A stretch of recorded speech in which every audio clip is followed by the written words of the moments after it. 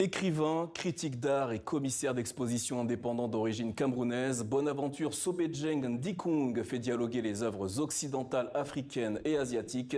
Directeur de la Maison des Cultures du Monde à Berlin en Allemagne depuis 2023, il est l'initiateur de l'exposition Tirailleurs, épreuves et tribulations, une exposition à voir jusqu'au 14 juin prochain.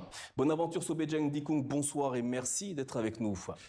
Bonsoir. À mes côtés, Christian Éboulet de la rédaction de TV5 Monde. Bonsoir Christian. Bonsoir Namouri. Alors Christian, dites-nous pourquoi cette exposition sur les tirailleurs sénégalais est-elle si importante et surtout, que peut-on y voir? Alors cette exposition est importante parce qu'elle est organisée par une institution à la renommée mondiale, la Maison des Cultures du Monde à Berlin. Et cette Maison des Cultures du Monde permet ainsi à l'histoire des tirailleurs sénégalais d'être un tout petit peu mieux connu en Allemagne notamment, mais aussi un petit peu partout ailleurs dans le monde. Et on peut y voir les œuvres d'une trentaine d'artistes internationaux, mais aussi des archives et des projections de films. Mais surtout, cette exposition est née en partie d'un souvenir d'enfance de Bonaventure Ndikung, souvenir de la chanson ancien combattant du grand artiste congolais Zao. Et je vous propose justement de regarder un extrait d'ancien combattant de Zao et on en reparle tout de suite après. Sur les tabacs, moi je suis ancien combattant. Moi je suis ancien combattant, j'ai fait la guerre mondiale. Dans la guerre mondiale, il n'y a pas de camarades, ouais. Dans la guerre mondiale, il n'y a pas de pitié, je suis français, je suis allemand, je suis anglais. Moi je suis burkina faso,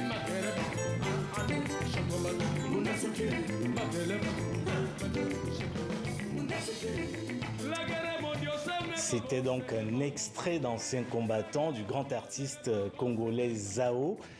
Ancien combattant qui a été un succès à sa sortie en 1984, notamment dans les pays d'Afrique francophone, mais surtout, à quel âge et où avez-vous découvert, Bonaventure, cette chanson, Ancien combattant, et quel effet est-ce qu'elle a eu sur vous à cette époque-là? Je pense que j'avais 8 ans, 9 ans, quelque chose comme ça. Et on écoutait ça à l'école, tout le monde dansait.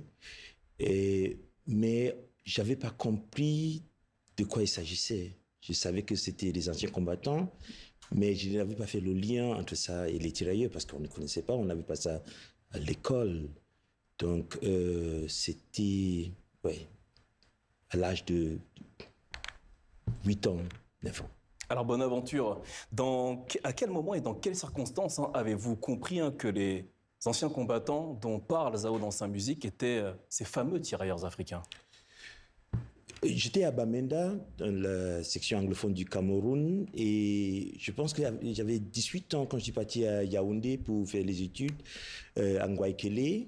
Et j'ai eu la chance de regarder le film de Ousmane Sembène, Le camp des Tiaroy, qui parlait de cette massacre des Tiaroy et ces gens qui ont lutté pour la libération de l'Europe, pour la démocratisation du monde, qui ont rentré au Sénégal, qui ont été gardés dans les camps et qui ont été massacrés.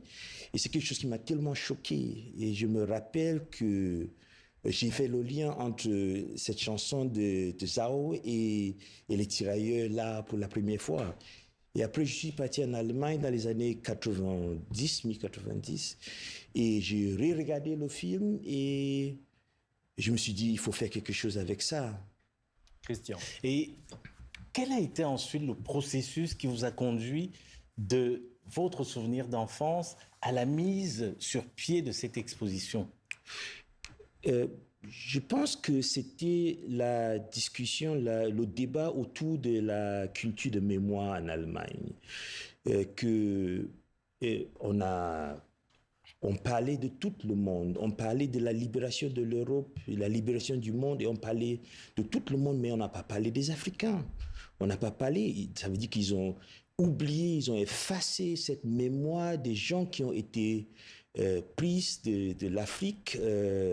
En fait, depuis 1857, pour lutter pour l'Europe, mais ils ont été oubliés. Et j'ai voulu écrire un concept et proposer à mon équipe. Et je me rappelle que la première fois que j'ai parlé des tirailleurs, il n'y a personne, peut-être 2% de mon équipe avait déjà entendu parler des tirailleurs. Et on a commencé la recherche, on a acheté les livres, on a commencé à chercher des artistes un peu de partout du monde. C'était important d'avoir des artistes, des perspectives différentes de l'Asie, des Amériques, de l'Afrique. Et parce que c'est un concept global, c'est une histoire globale. Parce que c'était pas seulement les tirailleurs qui luttaient pour la France, c'était aussi les Indiens qui luttaient pour les Anglais, les gens des Caraïbes qui luttaient pour les Anglais, les Brésiliens qui luttaient pour les Portugais. Donc c'est un concept tellement large et cette contribution pour la libération du monde est important de raconter. Alors le sous-titre de cette exposition, c'est de la chair à canon à l'avant-garde, les soldats oubliés qui ont libéré l'Europe. Bonaventure, en quoi les tirailleurs sénégalais forment-ils une avant-garde selon vous? Ben, dans le sens militaire du mot, avant-garde, ça veut dire les gens qui étaient dans la première ligne, les gens qui ont lutté en première ligne, mais aussi dans le sens philosophique du mot. Ça veut dire les gens qui sont excellents dans les disciplines, dans les métiers. Et donc, on parle des gens comme Lamine Senghor, qui était un communiste, qui était un anticolonialiste, qui a fait un grand boulot pour la décolonisation. On parle des écrivains comme... Alors, comme le temps file, Bonaventure, vous avez, parmi les artistes que vous avez sélectionnés, des artistes qui se sont penchés sur la question des femmes de tirailleurs. Pourquoi vous avez fait ce choix?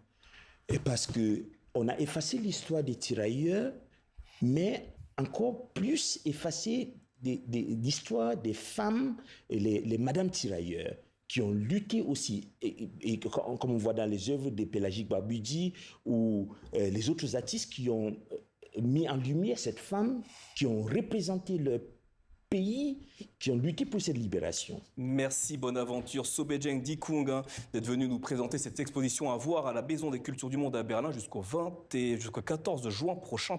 Merci à vous. Merci. Christian, à la prochaine. Ainsi va l'actualité.